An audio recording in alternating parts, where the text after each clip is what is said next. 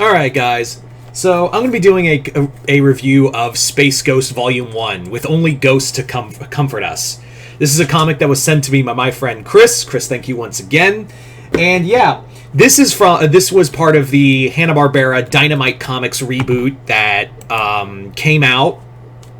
And I really wanted to do a video. I really wanted to read this comic. I'm actually shocked that the reboot actually the comic itself actually came out in trade sooner than I expected, because I've talked about multiple times on this channel, Dynamite is notorious for delays in their trades.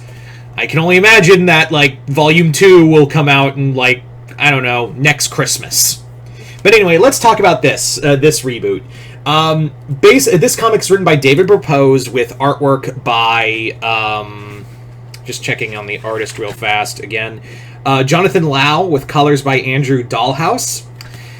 This comic, I was really excited for, because I wanted to see what Dynamite was going to do over DC Comics, because this is a Warner Brothers title, and it was shocking to see that DC wasn't getting the title. And there was the awesome Joe Kelly Space Ghost Origins comic, which is really cool. So I was curious to see what this would be like. So this comic collects the first 4 issues, and essentially what it is it's very episodic. The first 6 issues are very episodic, but there is a lot of overarching story that's going to play bigger parts in it. In here, we follow Jan and Jace, who are adopted by Space Ghosts after their father's killed in a pirate attack, and even encounter Brax. You really have to get... I know it's hard, but when I was trying really hard when I was reading Brax's dialogue, I couldn't help but hear the dialogue from the Brax show.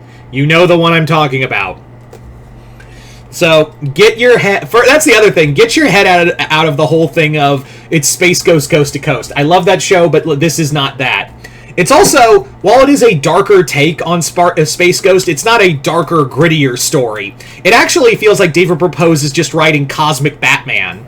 That's the best way to describe this comic, is that it's cosmic. It's very much like David Propose is writing a space age Batman, and Jan and Jace are the Robins.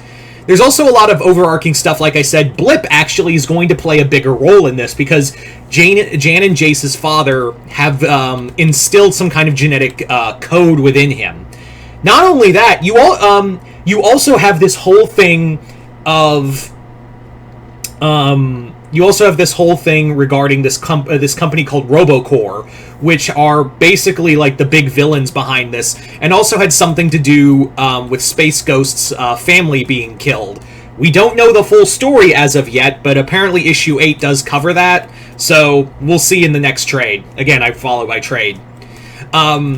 Yeah, the comic, like I said, is kind of a more it's like a Space Ghost for an older audience, but it's not overtly dark. You're not going to see Space Ghost making Jan and Jace eat space rats on the Ghost Planet. That's not going to happen. It's also kind of cool to see him hang out with Jan and Jace and have his own little Robins.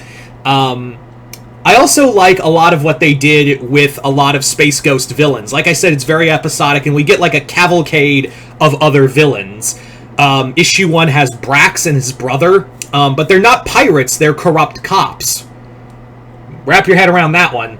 Then you have the Widow, who is kind of like a Poison Ivy character in this continuity. Then you have Moltar, but the one that really stuck out is, of course, Zorak.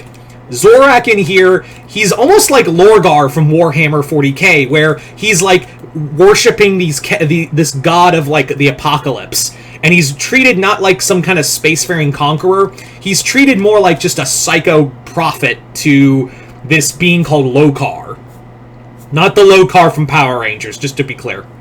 But yeah, they actually Zorak's the only one with a 2-part story. And what I like is that while we do get some villains in here, we get a cavalcade of villains that are here and gone, it's not like he kills them. In fact, Space Ghost, like Batman, again, going to that Space Batman parallel, is very much I don't kill. I will never take another life. So that's really cool. Whereas in the Joe Casey one, it was he was totally fine with killing. But here, Space Ghost is more like, I won't kill because my enemy, I need to figure out what's going on with RoboCorps, and B, I'm also not a monster. So it's really cool. I also really dug, again, the connection between him and Jan and Jace, which is kind of the overarching thing for this first arc, is him, learning to, take care of these kids, and trying to, open himself up to caring about someone again, rather than just be on, this fanatical mission to stop RoboCorps. Again, there are some questions that are unanswered that are going to be for for the future of the story, but for the most part, it's a pretty solid first 6 issues, and really gets you invested in this new take on Space Ghost, which feels very close to the original show, but has that kind of this is the best way to describe it. Is imagine if Adult Swim rebooted Space Ghost, but without the comedy. This is what you get. If they wanted to do a new Space Ghost cartoon that would be just a little more for mature audiences, here you go. This would be your story. So, David Propose also had a stint on The Punisher, and you do see that kind of Punisher dialogue in here sometimes. But as it stands, yeah, this is clearly Propose wanted to write Batman, but he couldn't get the chance, so he's like, I'm gonna write how I'd write Batman with Space Ghost. Suck it, everyone else. That's what I feel like, but that's not a knock. All in all, if you love the classic TV show, I highly recommend this. I really do recommend this as a solid reboot of the series. It's got a really interesting background.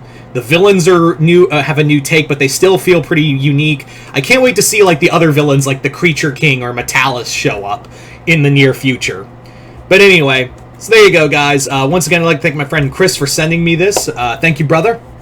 Other than that, you guys tell me in the comments below if you've read this comic. Comment below, let me know what you guys thought of it. Other than that, hope you all enjoyed this. I'm Mr. Multiverse. I'll see you next time in the Multiverse.